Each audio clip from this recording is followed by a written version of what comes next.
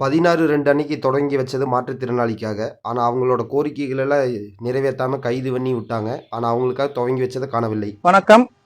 நான் கடலூர் மாவட்டம் மாற்றுத்திறனாளி சங்கத்திலிருந்து பேசுறேன். மாண்புமிகு தமிழக முதலமைச்சர் அவர்கள் நேற்று முன்தினம் கடலூர் மாவட்டத்தில் விழுதுகள் அப்படின்ற ஒரு அலுவலகத்தை ஓபன் பண்ணியிருக்காரு. நாட்டாமை பில்டிங்ல என்ற இடத்துல அவர் ஓபன் பண்ணியிருந்தாரு. அது எங்க இருக்குன்றது எங்களுக்கு தெரியாம நான் ஒரு 2 நாளாவே நேற்றுலேருந்து 2 நாளாவே அதை தேடிட்டு இருந்தக்குள்ள இன்னைக்கு தான் அதுக்கான அடையாளம் கிடைச்சது. இந்த காட்டிட்டு இருக்காங்க இல்லையா, இந்த இடம் தான் அந்த நாட்டாமை பில்டிங்னு சொல்லிட்டு அதிகாரப்பூர்வ நாளிதழில் வெளியிட்டு இருக்காங்க. ஆனா அந்த இடத்துல பார்த்தா இந்த விழுதுகள்ன்ற ஒரு அலுவலகமும் இல்லை, அதுக்கான அடிச்சுவடு கூட இங்க எதுவுமே இல்லை.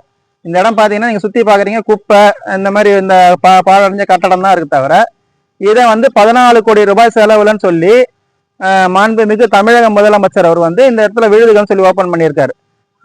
மிக சிறப்பா மாற்றுத்திறனாளிகளை ஏமாத்தி எங்க முதல் முறையா இந்த பட்ஜெட்ல மாற்றுத்திறனாளிகளுக்கு இந்த 4.5 வருஷத்துல அருமையான காது குத்து விழா நடத்தியிருக்காரு.